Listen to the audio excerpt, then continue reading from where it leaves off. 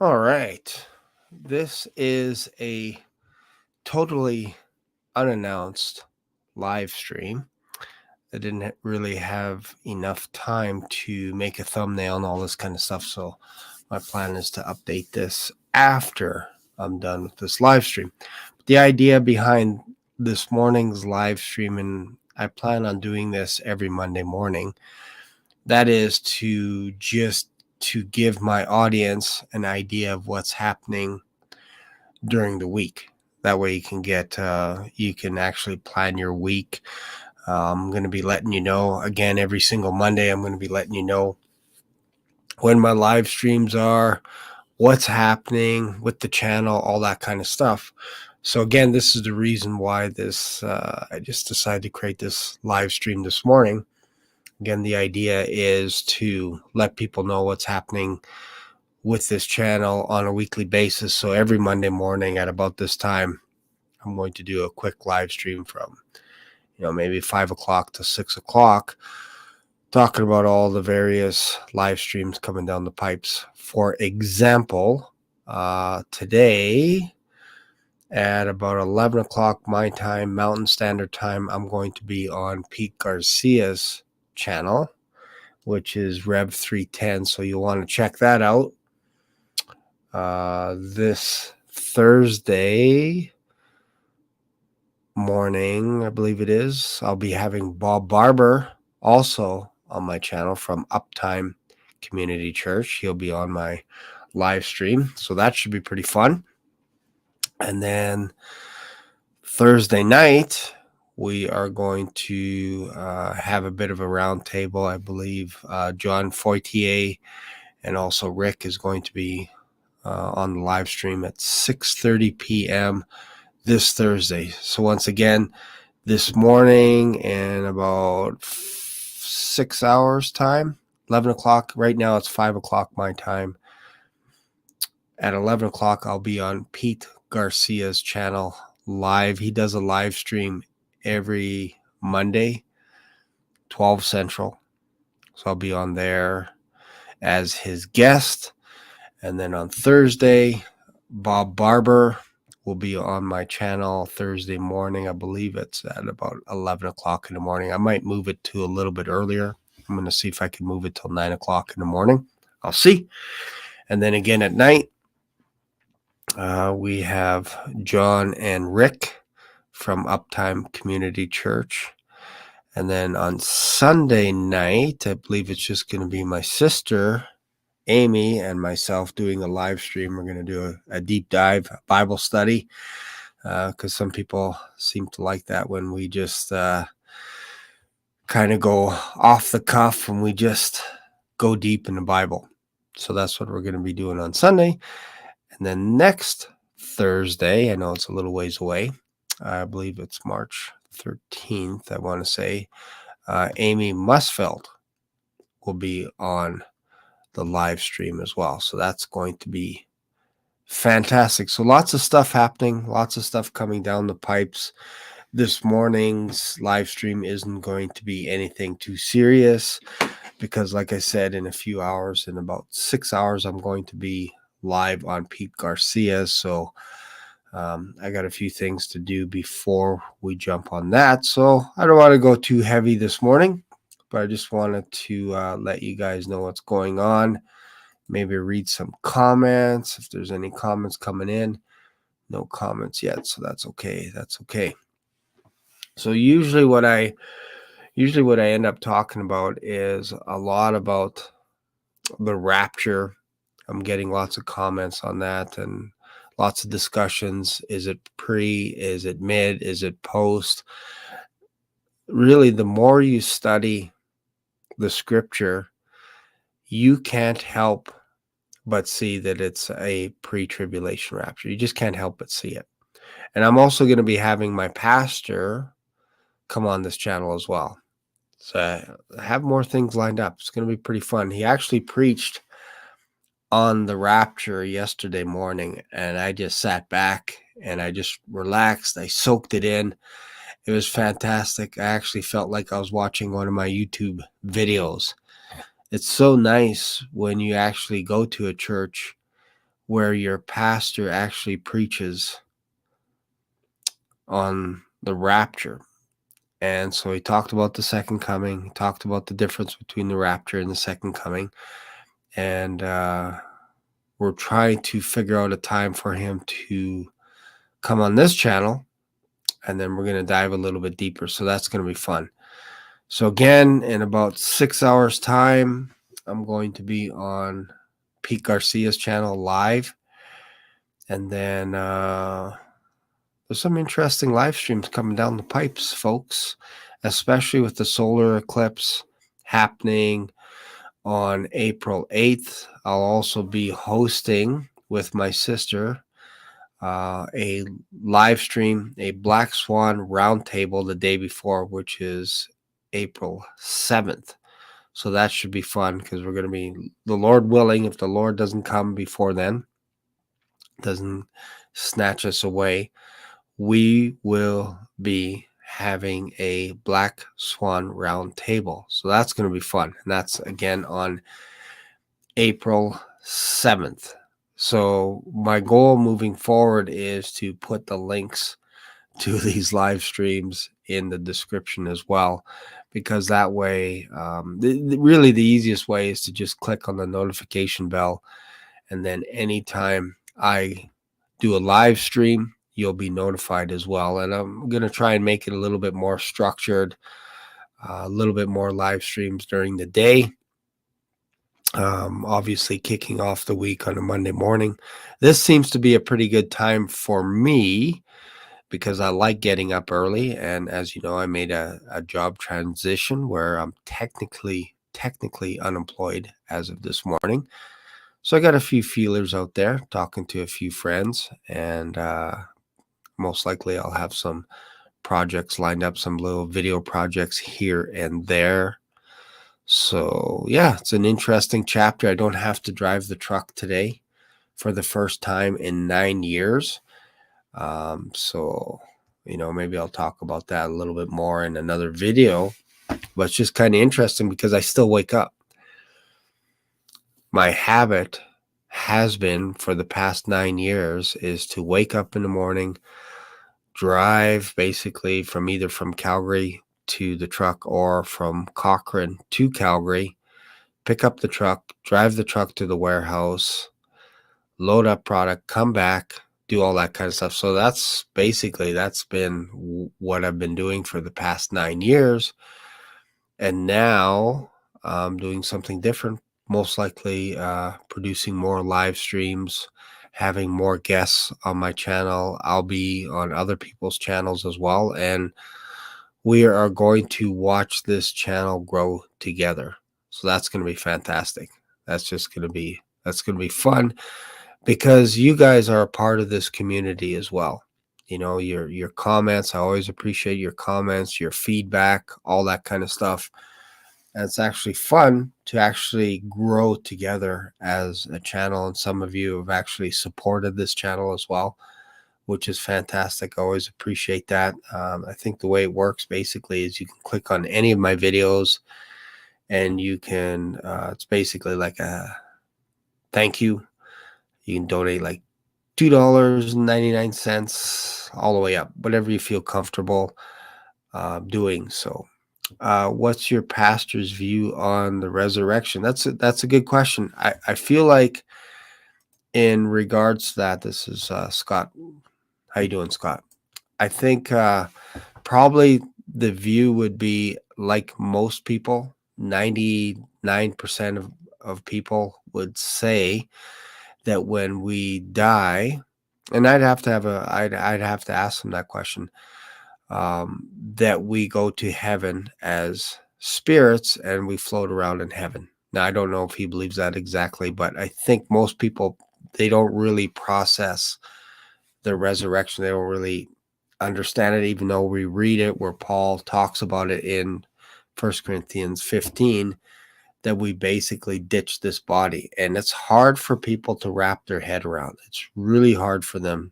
They just think for some reason that we're coming back to get this body, even though it's in the image of Adam. And Paul talks about we are in the image of the heavenly. which is the last Adam, which is Jesus Christ.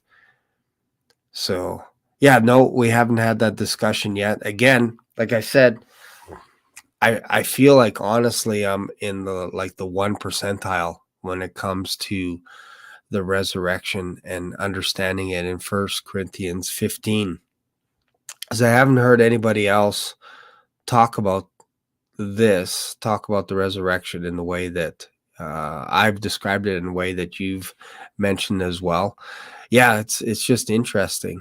Like, I don't know where we got the idea that we float around in heaven as spirits and then we come back for our body. And I get it. Like, there's two, maybe three verses in the Old Testament that hint at the idea that we actually raise from the dust.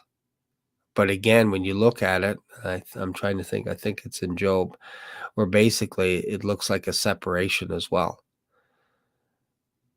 But when you look at Daniel, it talks about there's a resurrection of the living and a resurrection of the dead, and people combine them both together. When you see in the book of Revelation that the first if you participate in the first resurrection, you're blessed. Why? Because you don't have to participate in the second resurrection, which is after the millennium kingdom. After 1,000 years, the dead are raised. And who are these people? Well, these are the ones that don't have their names written in the Lamb's book of life. Just read Revelation chapter 20, and you'll see it right there. So it's basically two resurrections. And this confuses a lot of people, and I think it confused me for a while, only because whenever I would ask people, so what happens to us after we die? Nobody would have an answer. And to me, the resurrection is like the foundation. God is the God of the living. He's not the God of the dead. And when you say that to people, they're like, he's the God of the dead and the living. You don't understand what Jesus Christ is saying then.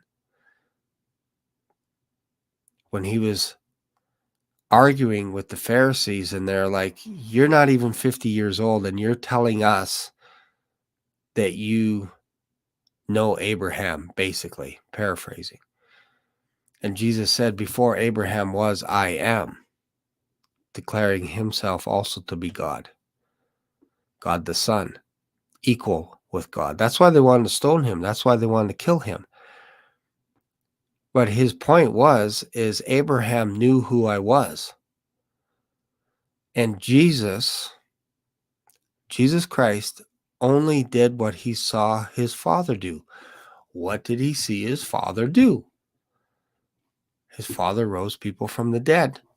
Jesus rose people from the dead. This confuses a lot of people. And they think for some reason that we got to come back for our body that is corrupted, our flesh. This flesh here is designed right now to take us out, to take us down, if you let it. Why? Because it's in the image of fallen Adam. We don't seem to have a problem believing that because of one action, all men die. We don't have a problem with that. We're like, yeah, you know what? Adam's pretty powerful.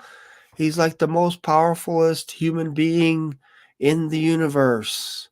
One action, all die. We get it. We understand.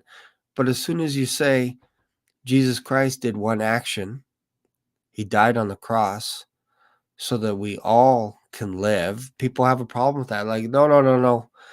Jesus is not as powerful as Adam. Shane, you got to understand that Adam is the most powerful human. He's more powerful than Jesus Christ. Because that's what you're saying. If you can believe that because Adam took of the knowledge of the tree of good and evil, that all men die, When we see this, we are a witness to this. Everybody dies because he did one thing. But we have a problem when it comes to Jesus Christ. We don't believe that Jesus Christ can actually raise us from the dead when we die. We just say silly things like, oh, it's just our spirit in heaven. And then we come back for our body. When Jesus Christ proved that he had a physical body, he was physically raised from the dead. That is the core of Christianity. If you believe that Jesus Christ was risen from the dead, remember, he laid his body down and he took it up. He is the quickening spirit. He is the last Adam. If you believe that, and we are baptized into his death, why don't you believe we are baptized into his resurrection? Or why don't you accept that we are raised as well? We are eternal. If you believe that we died with him, why can't you believe that we are raised with him forever? Jesus Christ said to Martha, whoever believes in me will never die. Do you believe this? What do you think that means? Yeah, like it doesn't get any more simple, but we make it complicated because we go to the Old Testament to try and figure out the mystery of the resurrection when Paul had the mystery. It was downloaded to him from Jesus Christ. 1 Corinthians 15, just read the whole chapter. He talks about the resurrection. And then we just, for some reason, we think that we're floating in heaven somewhere, just our essence. That is a pharisaical mindset. They didn't believe in the resurrection. And I would argue there are a lot of Christians today that don't believe in the resurrection. They believe that only Jesus Christ was raised from the dead. They don't believe that when we die, we are raised instantly from the dead and we get a new heavenly body. Why? Because Jesus Christ is from heaven. He's eternal. He's the quickening spirit. First came the natural, which is Adam. Then came the spiritual, which is the last Adam. That's Jesus Christ. Now we are a new creature, a new creation. There's neither male nor female, nor Jew nor Gentile.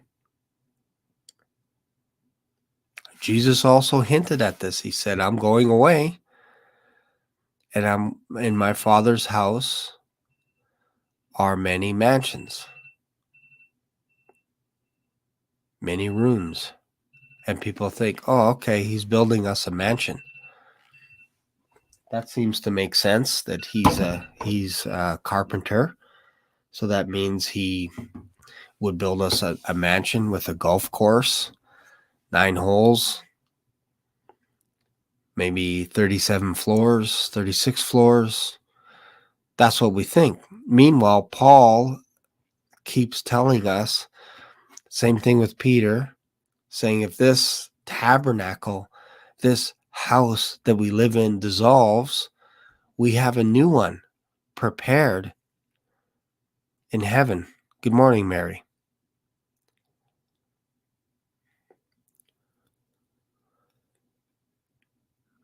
Yeah, exactly. Most people, and I used to read it that way as well. But when you talk about this body cannot inherit incorruption, this body cannot inherit immortality, we think, oh, inherit like an inheritance, not realizing Paul's talking about DNA. Like our spirit can't make the jump inside this fleshly body. Or I should say, this physical body here could not make the jump into eternity. This body will decompose, and we all understand that. We all get it. Like, this is not anything new. We understand that after 3 days, this body begins to decompose. Rigor mortis sets in, all this kind of stuff. It starts breaking down to dust. That's where we came from. So why would you think that this body is going to end up in heaven? Why would you think that? Instead, what happens is we ditch this body and we desire not to be unclothed, which means just to lose this body and then float around, but we desire to be clothed upon with what? With our new heavenly bodies. That's what we're eagerly waiting for, our eternal bodies. And I think if you sat down and just looked at it logically, this will make sense. Because you talk to any of these post-tribber guys, they get confused. I'm telling you, they get confused.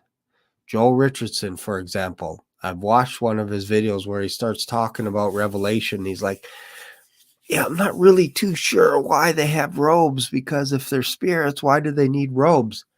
Exactly, Joel. Exactly. Why are people in heaven in the book of Revelation? Why is the Antichrist so upset at the people that live in heaven? You just have to just sit down and really think about this stuff. Yeah, exactly. It's interesting that people, it's like they want to create something. They want to believe something else that's not in the Bible. I don't understand it. I don't get it. Perhaps I can, because many times I've asked the question, so what happens to us after we die? Like, I think if you're preaching, if you're having a funeral, you want me at your funeral to do the funeral. If you have loved ones that have passed away, you want a guy like me at your funeral. Why? Because I will give you hope. I will let you know that we will see your loved one again. Otherwise, what people are saying is the resurrection hasn't happened and they're dead in the ground, buried, and that's it. Until Jesus Christ comes, whether he comes tonight, tomorrow, 100 years, 1,000 years from now, those people are in the ground, buried. That's denying the resurrection. Paul goes into this. He says, why are there some of you that say there's no resurrection? Not talking about Jesus Christ. That's easy. That's easy. When we're talking about the resurrection of the dead, we're talking about other people. Paul explains it. He says, if Christ is not risen from the dead, there is no resurrection. And if there's no resurrection, then Christ has not risen. He's got two categories here. He's talking about two events. Jesus Christ, the first fruits, basically sparked the resurrection because he came to life. He's got the keys of death and Hades, death and hell. He unlocked all those prison doors for only the ones that believe in Jesus Christ. He doesn't have to open up the prison doors for those that reject him. Those stay closed. Until when? Until after the Millennium Kingdom. During the Great White Throne Judgment, that's when those doors get open.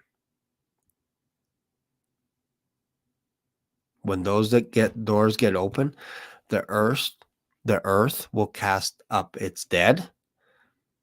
So will the sea, and death and hell will cast up its dead. And John describes it. He says, and behold, I saw all these people before the great white throne, and there were thrones, and there were books. What books are those? Those are the books of works that lead unto death. All the works that you have ever done, if you don't know Christ, are being recorded. Everything, every word that you speak, everything. These books get opened up. It's like basically that is your sentence, because this happens. We understand this in a court of law or in a courtroom. They read all the charges against you. So why do you think this is different during the great white throne judgment? You did this, guilty, guilty, guilty, guilty, guilty, guilty, guilty. And then another book was opened, which is the Lamb's Book of Life.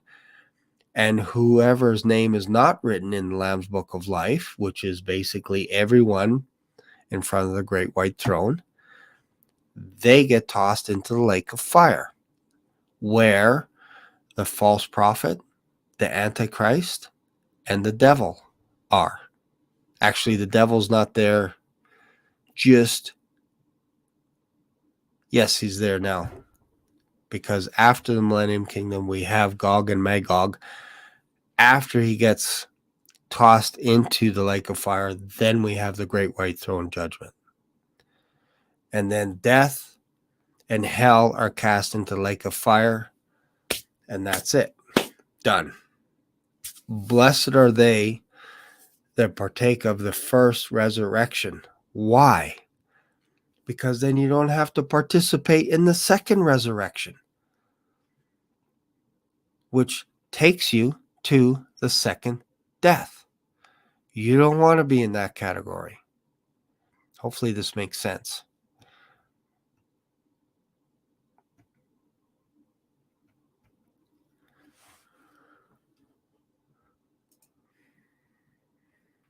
So scary. So pray for me. I've been sharing the gospel at work, and I think I have one co-worker that was truly interested.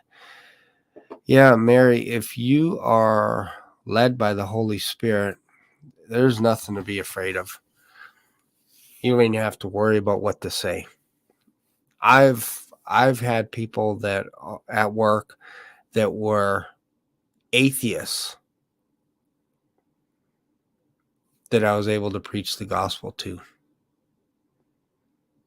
And by the end of the conversation, they wanted to go out for dinner and talk more. So it doesn't matter who you're talking to. It really doesn't. I was sharing my faith on my last few days of work with non-Christians. They would ask me, what's happening? What are you doing next or whatever? And I would ask them, I'm like, are you a Christian? They'd say, no. I'd be like, well, I am, and God has a plan for me. And then I would just share that plan, and they're like, oh, good for you. Like all of a sudden they're like having a conversation with a Christian, whereas they might not have had a conversation. It doesn't matter who I talk to. My main job is not to offend people. That's the main thing. And if you focus on that, you're going to win more people over, because you're not offending them. You're living a true life. You're living with, I want to say, congruency. I don't know if that's the right word. It's a big word for early in the morning. You're congruent right now, and people can smell that on you. If you're a hypocrite, they will smell that on you. Even if you pretend and you're like, yeah, I'm a Christian, and you're not reading your Bible and you're falling away and all this kind of stuff, you can fake it. You can pretend, show up at church. People won't know what's going on, but they'll know something's off. You can go to work, sleeping around, whatever it is, sleeping around on your spouse. Your work will know it. They will know something is off. You can't fake Christianity. You can't. You cannot. And I think that's what's happening in 2024 is there is a cleansing going on, not only inside the church, but in the business realm as well. You can't be a thief and expect to do well in your business. You're going against universal laws that God set up. If you call yourself a Christian, you accept Jesus Christ as your personal Lord and Savior, there's no going back. Sorry. Not sorry. What do I mean by that? Well, what happens to some people is they become a secret agent for Jesus Christ. They go to church, they believe in God, they believe in Jesus Christ, they believe he forgave us of all our sins, but when they go to work, they're like a spy and nobody knows that they're a Christian, but they know something is off with you. You swear, and all of a sudden they go, don't you go to church? And all of a sudden you're convicted. You're like, oh man, how did they know? They know something about you. I've had that happen at work. You just try and fit along. This is years ago. You try and fit along. You try and hang out with the cooler crowd, hanging out at the cooler. And somebody tells a joke and you laugh at their joke and it's a dirty joke or whatever. And then they go, oh, hey, how come you think that's funny? I thought you went to church. Aren't you a pastor or something, even though I'm not a pastor? They're watching you 24 hours a day, 7 days a week. I remember one time I was at a warehouse and I dropped a bag of chips, a case of chips, broke open. Normally I'd lose my mind and I'd cuss that thing together. Like I'd cuss it, just swear at it and watch it explode. I'd be so angry. But I dropped it and I'm like, huh. And I just start picking it all up and everything. And then a guy walked by and he's like, oh, that sucks. I said, yeah, normally I'd lose my mind. And he's like, yeah, I noticed. I noticed you didn't lose your mind. They're watching you, folks, 24 hours a day, 7 days a week. Who else is watching you? Your spouse is watching you 24 hours a day, 7 days a week. Who else is watching you? Your kids are watching you 24 hours a day, 7 days a week. My son used to blow the dust off of my Bible and hand it to me and say, Dad, you should read your Bible.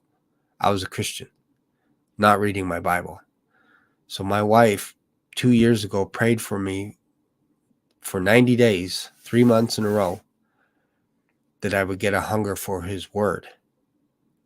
And something happened, and I started reading his word. I switched to the King James Bible, and I read it like 12 times in the last 2 years. So something happened. You can't fake Christianity. Once saved, always saved. And this gets people mad. I don't know why it gets you mad, knowing that you're saved forever. People come unglued. You're talking about greasy grace. Yes, it's very greasy. I've experienced it. When I was in the depths of despair, if you will, the Holy Spirit came after me, tackled me, knocked me down, brought me back into the fold, kicking and screaming. I'm telling you, I didn't want to come back. I'm just being real with you guys. Like there's some people that they're just walking around fake Christians. And they look down at people, and people can smell that a mile away. When you're judging them, you're going, yeah, you shouldn't be doing this. You shouldn't smoke. You call yourself a Christian. You shouldn't drink. You shouldn't whatever. And then meanwhile, your coworkers are pointing at you going, hey, you do the same thing that you're pointing at them. And your kids are saying you're doing the same thing, what you're accusing other people doing. So stop it. Stop being a hypocrite. Focus on the Lord. Focus on his word. And you don't have to say anything. You don't have to preach the gospel. It will be preached by how you live your life. You don't have to say a word. I'm telling you this. I sat at a Tim Hortons one time, reading my Bible by myself, minding my own business. And I looked up and I saw a guy staring at me. And he's like, I'm like, what's he doing? And he walks over and he's like, that looks like a Bible. I'm like, yeah, I'm just getting ready before church. And he's like, I know a Bible when I see one. I'm like, oh, do you go to church around here somewhere? He's like, no, dude, bro, I've never gone to church in my life, but I know a Bible. And he sat down. I didn't ask him to sit down. What you reading? Share the gospel. Boom. He gave me his number. I invited him out to our men's group. I invited him out to bowling. He's like, oh, dude, I love bowling. I didn't do anything.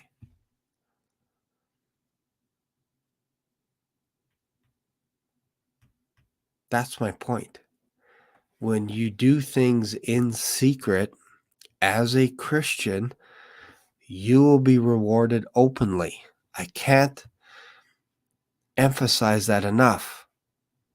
Go into your room, close the door. Don't tell your wife you're praying for her. Don't tell your kids you're reading the Bible. Leave me alone. Don't say anything. Just go to your secret place, close the door, and begin reading, and they're going to bang on the door, and they're going to be like, what are you doing? You open up the door, and you're reading, and they're going to ask you questions. I'm telling you, be a Christian in secret at home, and you'll be rewarded openly. What do I mean rewarded? You have opportunity to share with people that you would never have a chance to share with. Because the Lord rewards those that are doing things in secret. You're used to sinning in secret, so why can't you worship the Lord in secret? Why do you have to be out there blasting people to you think you're encouraging them to live a better life, and you're blasting them, and then you go home and you watch porn? And then you wonder why people smell fire on you. You wonder why something's wrong. Your countenance is weird. They pick up on it. I'm talking about non-Christians picking up on it. When you walk up to them, it's like, you should go to church. You don't go to church? Oh, that's weird. Man, you should go to church. I went to church for 30 years. Yeah, but you're still stuck watching porn. So that's not really working for you. You're swearing worse than your coworkers.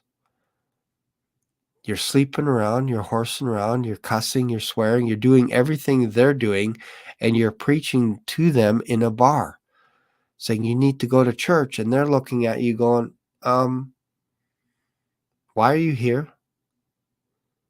Why are you more drunk than I am? And why are you trying to preach to me when obviously it's not working for you? What are you doing? You should be at home with your spouse, with your kids. Why are you here drinking with all your drinking buddies? Don't you go to church? Aren't you a Christian? How many times do you have to hear that before you wake up and go, I'm doing something that is contraire? I know it sounds like I'm preaching a little bit this morning, but I hope this makes sense. I see so many people that call themselves Christian that hate people. They're just like, I can't stand my neighbor. I can't stand him. I can't wait for the rapture. I can't wait for it because I can get out of here because these people are disgusting. These neighbors are disgusting. I can't stand them. I had last summer, I was outside and I was taking my garbage from the road taking the bins back to the house. And there was a lady just a couple doors down. And I felt the Holy Spirit say, go talk to her. And I'm like, I don't even know them. I don't even know her. And I look, and she walked in the house. And I'm like, oh, man, sorry, Lord. I was going to go over and talk to her, but she's gone. Darn it. And she came back out again. I'm like, ah. So I walk over. I'm like, hi, my name's Shane. Are you new to this neighborhood? She's like, no, I've been here like 10 years or something. I'm like, oh, okay. I've been here 4. And I said, yeah, like, we should do like a barbecue together or something and just have, 5 or 6 people all in a row with their barbecues, and then we can just grab meat and whatever from each barbecue. And I think that'd be kind of fun. She's like, yeah, me and my wife, we would love that. I'm like, oh, you're married. You're a girl. You're married to another girl. Oh, Lord, why did you want me to speak to her? I wanted you to be friendly, to show who I am. Oh, interesting. And she began to tell me that she's part of a SWAT team and all this kind of stuff. And actually, the neighborhood that we live in is probably one of the safest neighborhoods because there's a police station a block away. There's 2 or 3 SWAT teams, all this kind of stuff. And I just got to know her. I'm like, wow, that's actually amazing. And I felt the Holy Spirit say, just so you know, there are detachments of heavenly angels in your neighborhood because of what you're doing as well. I was like, whoa, where did that come from? That was kind of interesting. While she's talking to me, I felt the Holy Spirit say, do you have any idea how many angels I've dispatched to Cochrane because of your prayers and what you've doing? I'm changing the atmosphere of Cochrane. Interesting, right? It's a friendly town. I'm telling you, it's very friendly here. I don't know if any of this stuff makes sense. I feel like I'm rambling a little bit this morning.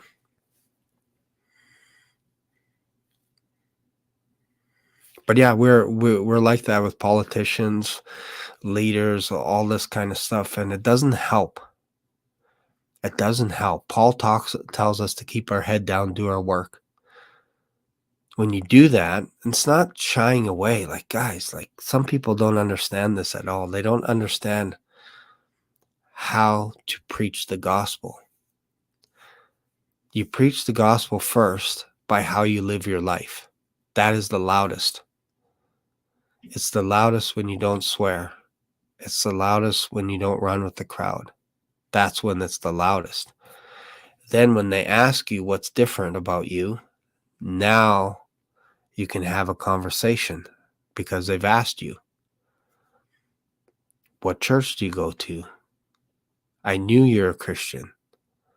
They'll say stuff like that. You don't need to say anything to them. And you need to take it easy on those that call themselves Christian. Gotta give them a little bit of a break because you were there like them not too long ago. So why are we always doing this? I don't understand that. Why we're always doing it. I'm guilty of it too, but we're always looking down at people. It's weird.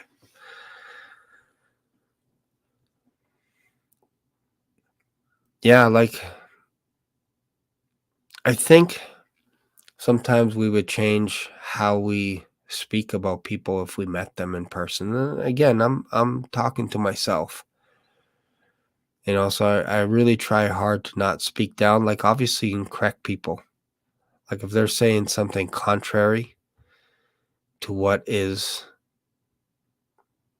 we know that is of God and they're speaking against it, that's different. That's totally different. That's where you just have a field day with that kind of stuff. I don't mind that. But when it comes to religiosity and thinking you're better than everyone else because of something that you did, I don't know. Seems weird. Yeah, exactly. Michael didn't even rebuke Satan. He just said, the Lord rebuke you. It's interesting, right? We have no idea sometimes about the words that we say. Crazy, right? Crazy. All right, so I am going to take off. Like I said, I'm going to be on Pete's channel in about 5 hours, 11 o'clock my time, and it's 6 o'clock right now. 7, 8, 9, 10, 11. 5 hours from now, I'll be on Pete Garcia's channel. Rev 310. Go check it out. Should be pretty fun. I got a couple of things I got to do before, but it's going to be a fun podcast. We're going to be talking about what will the world look like after we're out of here. So that should be good. So again, is it in Titus? Hang on here. Yeah, 1 p.m. for you. Titus saying rebuke, extort. Yeah, exactly. Like there are people being silly. They're calling themselves a Christian. I have no problem correcting people. No problem at all. Zero problem. Why? Because I check myself every day. Make sure my heart is right with the Lord and stuff. And I'm not talking about people that are trying to understand the Bible. I'm not talking about those people. I'm talking about people that they're proud, they're boastful, they're arrogant, and they're causing others to fall around them. I will put a stop to that. I will judge that. I will judge that person. I will judge what they say to their face. I will have no problem telling them to stop what they're doing. Zero problems. I know it sounds weird, right? You're judging people. Yeah. Yes, I guess so. I have no problem judging people. Do you not understand that one day we will be judging angels? Once you understand your authority and your position, we're talking about people that are hypocrites. That's what we're talking about, going after. Getting them to straighten up. Not talking about people that don't know anything about the Lord. You are gentle as a lamb to those people. People with addictions. All that kind of stuff. You're gentle. Wise as serpents, but gentle as a lamb to those that are without. But the ones that are arrogant and boasting, leading people astray, I have no problem coming against them. Zero tolerance for that. I will judge them 100%. We're not talking about sending them to the pit of hell or the lake of fire or anything. People don't understand what judgment is. They have no problem when a judge sentences a criminal and says, you actually have to pay this fine. It's $500 or $1,000. You owe this or whatever it is, or you go to jail, whatever. We accept it. But if somebody calls himself a Christian and leads someone astray, we just go, that's not my place. I'm not their judge. It's like, no, you can actually correct them. You can tell them to stop. That's what we're talking about. Again, I'm not talking about people that don't know the Lord, because that's what people get mixed up. It's like, you're judging people. Yeah, no. You have no idea what judging is then. You don't understand how it works. Hopefully this makes sense.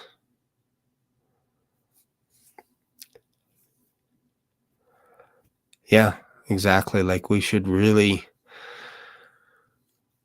My biggest thing that I try to do is not to offend other Christians with my freedom. What do I mean by that? Like even something simple. This could rub some people the wrong way. You go to Mexico, they have free drinks there. They have pina coladas, all this kind of stuff. I remember telling someone about it that, man, I went to an all-inclusive resort and they bring this little banana boat around and they had coolers or pina coladas, and I'd have a couple of drinks or whatever, and they're like, "Oh, brother, I can't believe it. I'm just so shocked that you would even sip one drop of alcohol. I can't believe it." And I was trying to explain to him that, and you can't win. So I'm like, you know what? He has an interesting point here. So I would say 99% of the drinking I cut out because of that, because I don't want to offend someone. So if I'm in a restaurant, I'll just have a Diet Coke or Coke. That's it. I don't even want to fool around with that kind of stuff anymore. I don't want somebody to go, "Is he drinking vodka, alcohol, beer, whatever?" And like, I don't know. I choose my battles carefully now. It's not to say that I would never have a cooler, especially in Mexico. I'm just saying, like, I'm probably allergic to most drinks. That's what people don't know, like beer, all this kind of stuff as well. So it clogs my chest. So I just, you know what? I'll just drink pop. Most people accept pop, even though pop is not healthy, but it's acceptable in society. So is coffee. You can drink 20 pots a day and nobody will say anything to you. You have a cooler, and they lose their mind. They're like, "I can't believe it." So this is what I mean by not offending the weaker brother. That's what I mean. And I'm like, yeah, you know what? I will never touch a drop in front of you again, nor will I talk about alcohol in front of you again. Why? Because they're wrestling with this stuff. And I don't want them to be emboldened to all of a sudden, "Well, Shane had a cooler in Mexico, so I'm going to go out to a bar tonight and have 2 cases of beer." That's what some people do. That's what alcoholics do. You give them a chance, they'll be like, "Oh, well, you're strong, so I can drink." Meanwhile, there's a difference. Some people can have a sip, have a glass of wine with their steak, no problem. Other people will take that bottle home and then order 3 or 4 more bottles, and they'll drink the whole thing. And that's what they do. So you have to be careful wherever you are. And that's what I mean by offending people with our freedom. My humble opinion, if I drink a glass of wine, it doesn't bring me closer to the Lord and doesn't bring me further from the Lord. I just like my mind to be sharp all the time. I don't like the idea of being lightheaded or being not able to control my body. That's how I am. Hopefully this makes sense.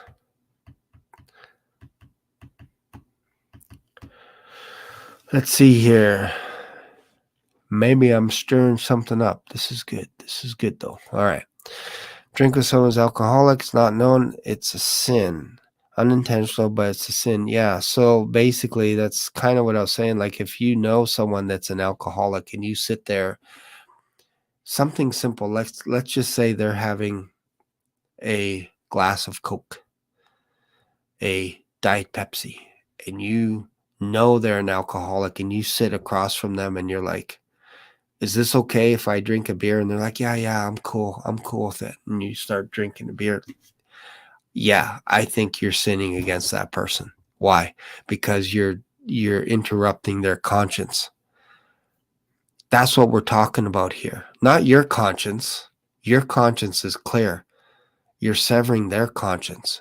You're giving them a bit of boldness. You're allowing their flesh to rise up and go, "Man, if Shane was able to do that in front of me and it doesn't bother him, but I have a problem drinking one bottle. Maybe I'm strong enough now because of he seems so confident." And they go home, they drink a case, 2 cases, 3 cases, and you don't see them anymore. They're gone. I would say that's on you. And that's how we have to be careful, especially if you know their weakness.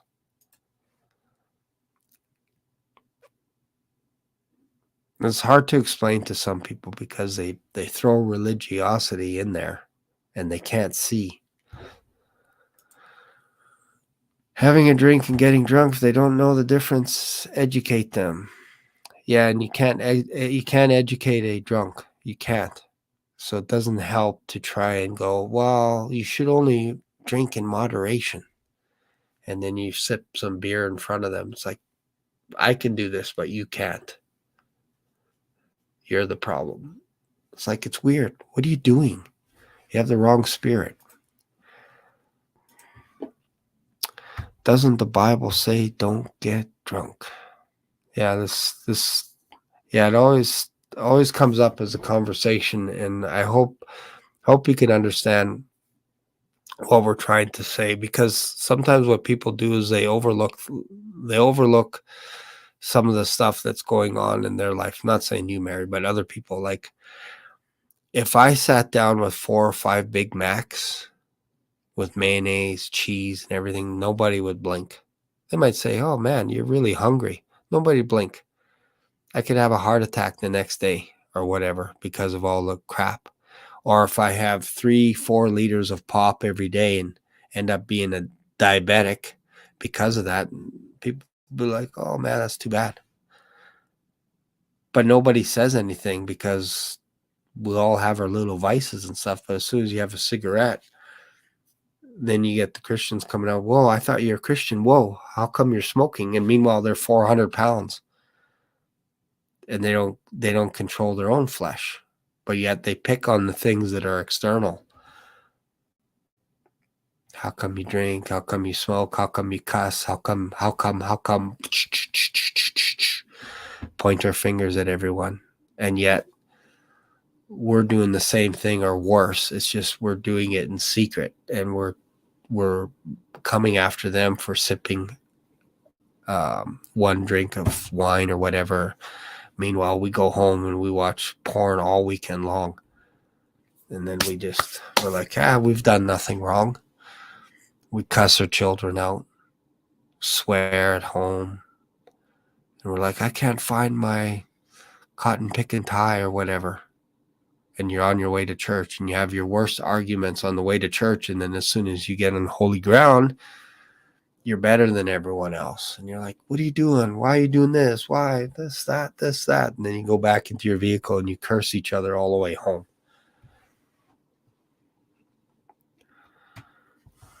Yeah. Hey, everybody has something. Everybody has a vice. Something. Just not everybody's open to share it. And smokers are vulnerable because it's out there. It's easy to see.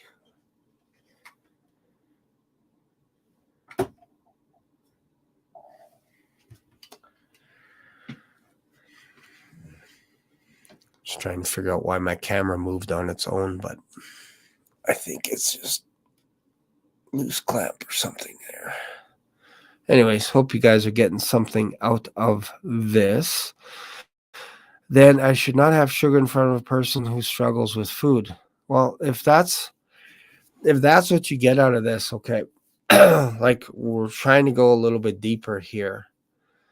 And I get it. You can build a strong case for that.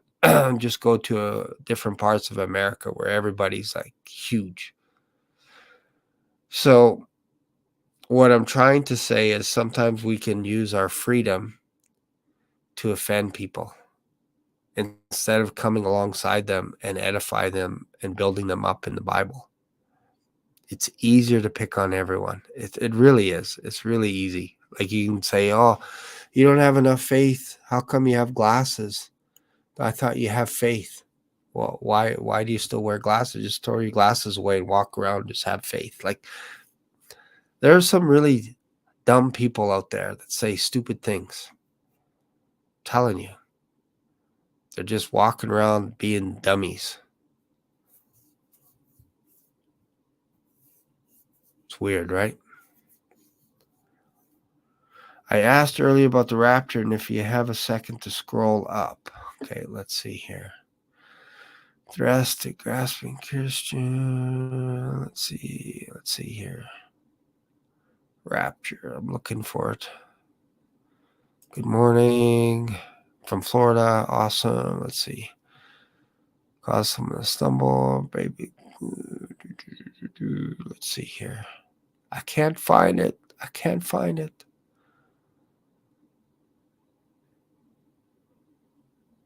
I'm looking for it. Could you type it out again? What you said about the rapture.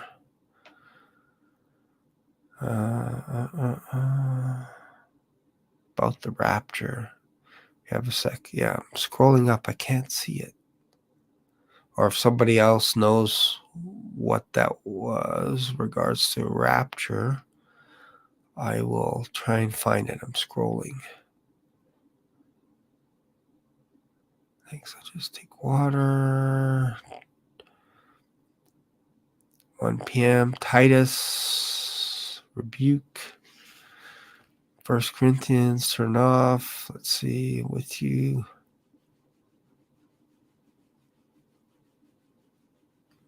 Probably be easier, Mary, if you typed what you're talking about in regards to the rapture.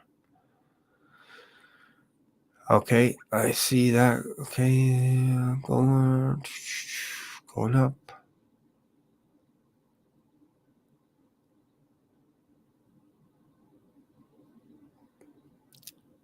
Okay, when we go up wondering, as I'm in the medical field, do you think that all our body fluids will be left behind? It's a good question now that I see it here. So I have two theories. One is we ditch this body instantaneously and we get our new heavenly body. Translated. Boom. Done. Second theory is, and our bodies just crumple over. Second theory is we disappear and our clothes get left behind. False teeth, whatever. Just it's almost harder to prove that one, because then if you have someone that has maybe a valve, they have, I don't know, whatever stuff inside them, maybe artificial limbs, whatever, that all gets left behind, whatever. False teeth, all this kind of stuff gets left in a pile. It's a little bit harder to explain a complete, what am I trying to say here? A complete disappearance. It almost seems easier to have us just slump over. Almost like the Matrix, where when they pull the plug on the back of the neck, the person crumples over. Versus, because again, what I mentioned earlier with 1 Corinthians 15, that we get a new heavenly body. So for me, then it kind of looks like we're leaving these bodies behind because they can't inherit incorruption. These bodies are not going to heaven. So logically, it kind of feels like, and again, that's just my humble opinion, it would seem like these bodies would just crumple over, because then nobody would know that a rapture had taken place. It'd be like, oh, these people just died mysteriously. It's weird. They just passed out or whatever, not realizing that one at a time people have been taken away, not realizing that God was orchestrating this.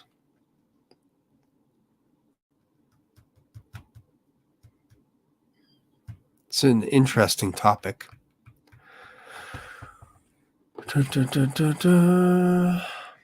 All right. Anything else that makes sense? Hopefully I wasn't too judgy this morning. And believe me, I'm the guy that's like giving people more, like, I get it, I understand, I get it. I'm more on that side, like, really. I think maybe I'm more harder on people on YouTube that are purposely trying to lead people astray.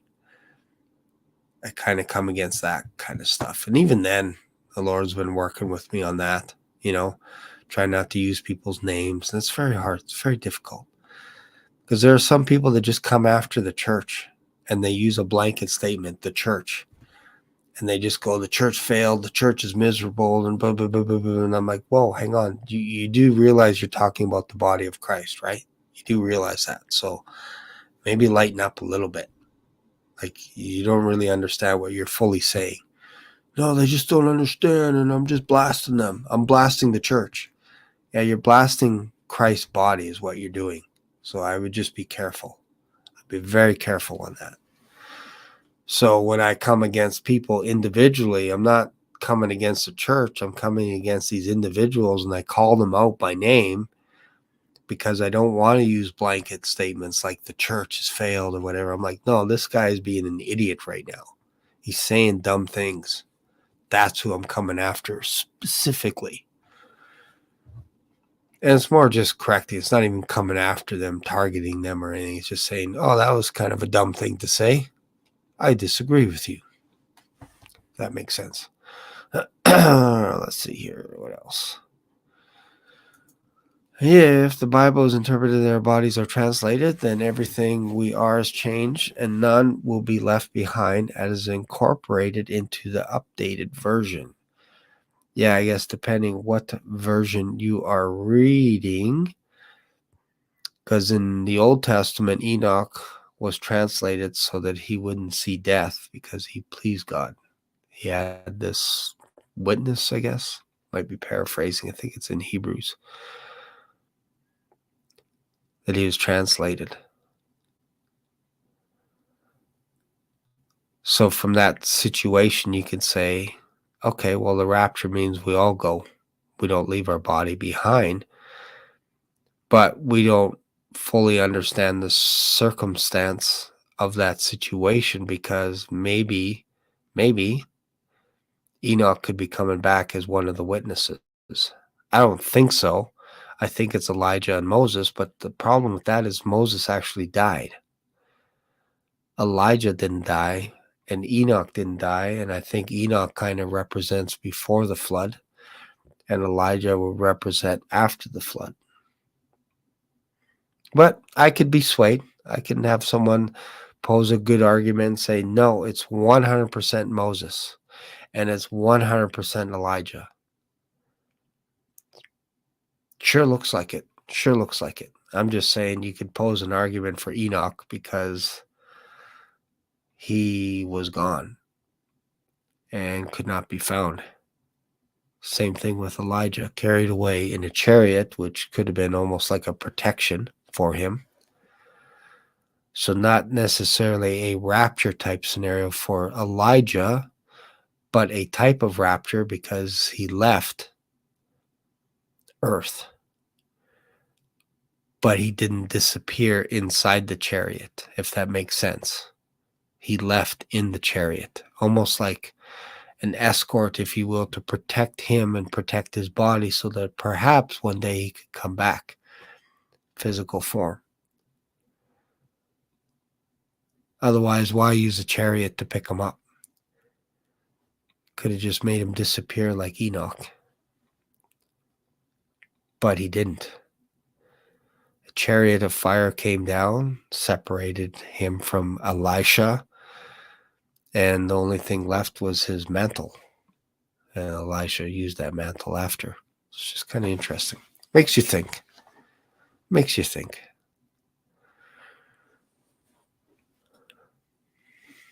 Thanks, Mary. Well, you misunderstood my point in drinking. Okay, well, we got a couple minutes here. Let's talk about it here. I'm out. If the Bible is interpreted, our bodies translated, everything we are is changed, none will be left. Okay, we answered that. Oh yeah, this part right here. You understood my point on drinking. So what was your point on drinking?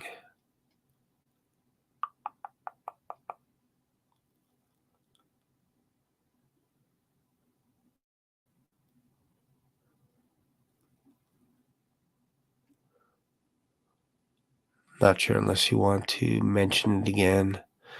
It was a lesson for Elisha. Yep. Moses. Let's see here. Moses Elijah at the Transfiguration says something about the issue. I know they were talking to Jesus about the timing of his death, which is kind of interesting.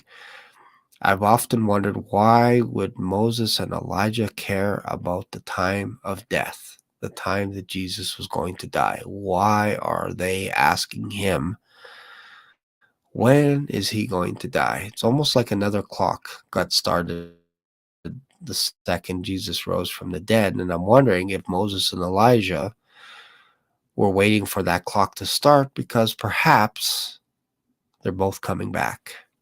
Maybe, because it was a vision. It's interesting. Interesting. Yeah, for sure it was. Elijah said to Elisha, if you want a double portion of everything, you have to see me leave. If you don't see me leave, it's not going to happen. So then the chariot came down, divided, basically separated them. So Elisha was on one side, Elijah was on the other side, and then they took off. And then these 50 men said, hey, let's go find him in case he gets dropped off somewhere. Elisha's like, nope, don't do it. They kept asking until they embarrassed Elisha, and he said, go. They went for 3 days, came back, can't find him. Elijah was like, didn't I tell you? You guys are idiots. I told you not to go. You went anyway. Let's see here. Person needing education is the judgmental Christian, not the alcoholic. Yeah, for sure. For sure. Got to be sensitive. Have to be. And that's the hardest part, I think, about being a Christian, is you have total freedom. You're free from tasting, eating, all this like seasonal stuff, festivals, all this. Like you're not under the law anymore. The law is not your tutor, your master, all this stuff. We're out, although not out from under the law of Christ. So this could be offensive to people. And I think this is what happened to the Corinthians when they realized their freedom. They got so close to the Lord that they started having sex with each other, left, right, and center. And Paul had to come back and clean it all up. He didn't tell them they're not saved or anything. He's like, guys, like, gee whiz, what's going on here? Like, stop it. And I think there's something to that when you understand your freedom. If you're not careful, let's say you go to a church and you're worshiping and you feel like you're really drawing close to the Lord, and you notice someone at the altar that's the opposite sex, you're male, they're female, and they're pressing into God, all of a sudden that could be, how do you say this the right way? You can mistake that for an infatuation for that person because you see them pressing into God and you're like, oh, my spouse doesn't press in like that person did. And now you start mixing your feelings because you love the Lord, and there's another person loving the Lord just as much as you or more than you. And you're like, wow, that person is just awesome. Look at how they're pressing into the Lord. And you end up sleeping with them. And you go, what happened? Now you both get kicked out of church. Your reputation is trashed. You can't get a job anymore, or whatever it is. You're called a hypocrite. You're called every name under the sun, all this kind of stuff. And you're like, I don't understand it. I didn't even want to be with that person. But it's because you get close to the Lord and you mix it up and you think, you look at that person, you go, oh, I'm starting to like that person for some reason, not realizing that it's because your love for the Lord and you can't separate it. And you'll see this with worship teams and stuff where they're just pressing in, they just worship God, and then all of a sudden they fall away because they're starting to hang out with each other late at night and going off for coffee and stuff. And they're like, I just love the Lord. And they start talking about the Lord, and then they end up getting a hotel room and sleeping with each other.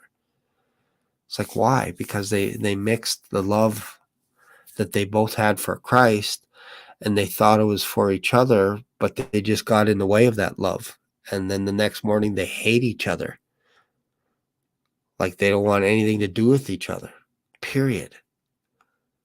because they got it mixed up. And that's what was happening with the Corinthians. They were pressing in to the Lord, and they had so much freedom that Paul's like, you got to check that stuff. You really got to control your flesh. Hopefully this makes sense. Don't want it to be kind of weird, but this is how people fall.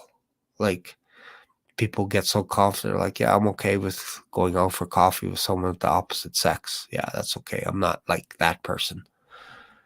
And then they fall, and they're like, they don't see it happening. They don't see it coming. And you just got to protect yourself. Billy Graham would have people, and I don't know if this is a legend or not, but Billy Graham would have his people go into hotel rooms before he showed up. They would comb the hotel, make sure there's no women hanging around. Why? Because he had a reputation to protect. Because he was going to be preaching to like 100,000 people that night or the next day. So they would go ahead of him, make sure that there's nobody in his hotel room, nobody on that floor, no women or whatever that were going after him. Because one story like that would wreck his reputation forever.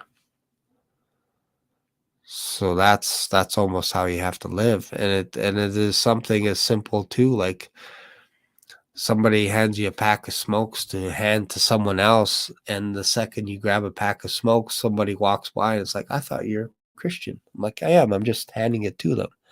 That's shallow, just so you know, that's shallow. But some people are just like that. Like, your reputation is very important. Very important. Some could say almost everything. Your reputation is everything. Really. Doesn't matter what you do, what you say. If your reputation is ahead of you, doesn't matter what you say. It's crazy, right? Yeah. Yeah, it happens all over. And again, I'm not trying to come at people that this happens to. I'm trying to explain why it happens. It's because you get in the way of God's love, and someone is pursuing God, and you jump in the way, and they're going to think, oh, that's love. I love that person. Not realizing it's actually meant for God. Let's see here. What's this? Where's the link? Why are you talking at people but not to people? What am I saying? What did we miss? Where is the link? Why are you talking at people, not to people? Yeah, I'm not sure what you mean. Nemesis. What are you meaning? Sometimes I speak in third person, sometimes.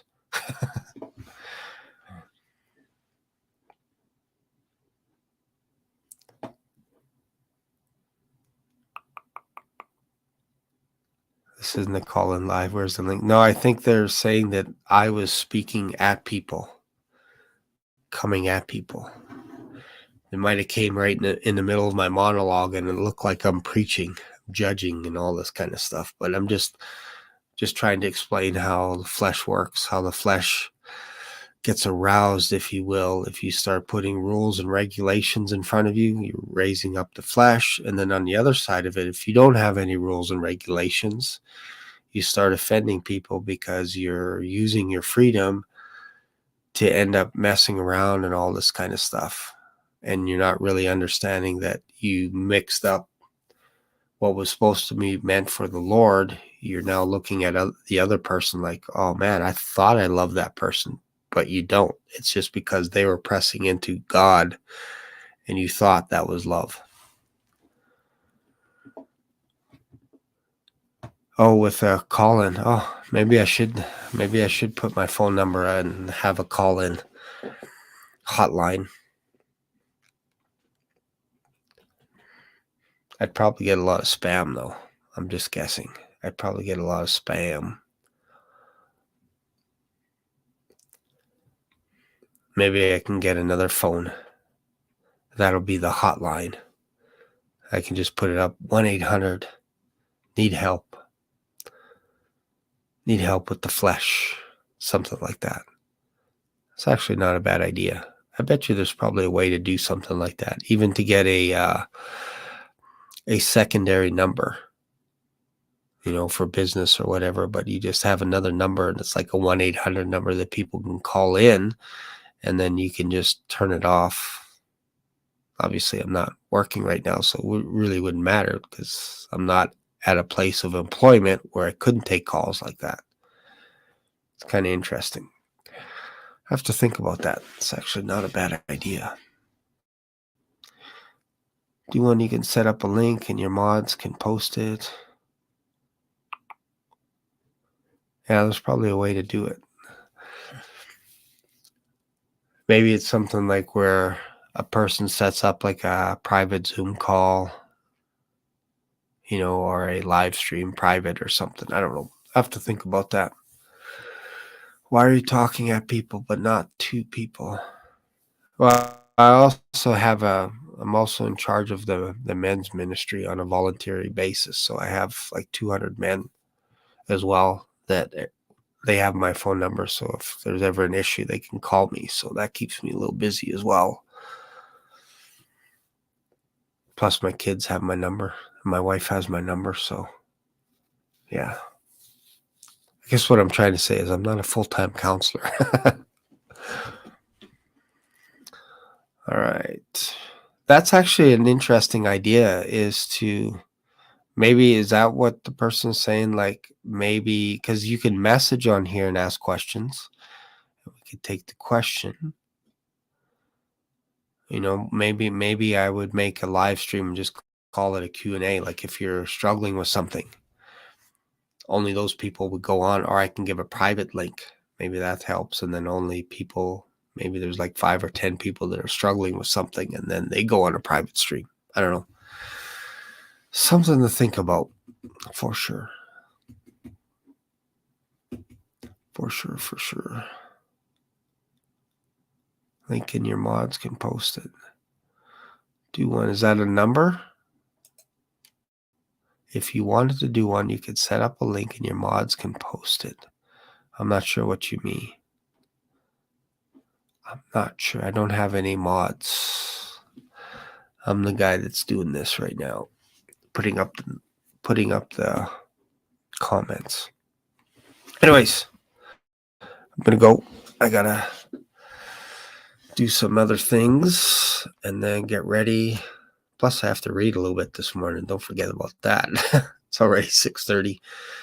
I say bye to my wife. She's taken off to work. Read for a bit. Get ready for Pete Garcia's live stream, which is coming up in a few hours. Hey, Darcy. How's it going, brother, from our men's ministry? How you doing, brother? You're up early. Nailing Jello to a wall. Yeah. What? I don't even know what that means. All right. Okay. I am going to go. Thanks a lot, guys. If this is early for you, you can go back and have a nap and jump over midnight. Are you kidding me? It's midnight. Oh, you're in Australia, right? I believe you're in Australia. Talia. Hammer to put nails into an object.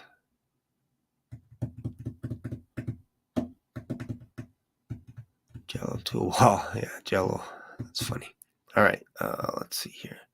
An Aussie. Awesome. That's right. Yeah, my sister lives there too.